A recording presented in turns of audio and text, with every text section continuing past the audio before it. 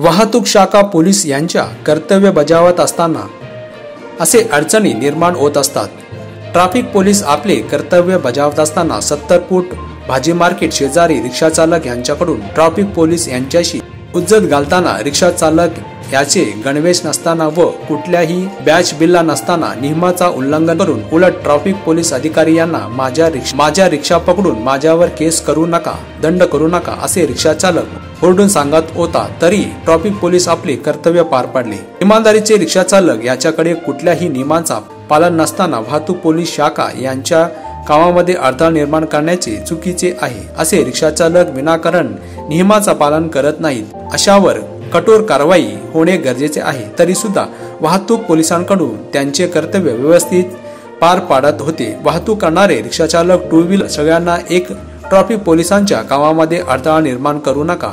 सर्व वाहनधारकांना नम्र विनंती, कर्तव्य त्यांना पार पाडू दे असे नम्र विनंती होत आहे।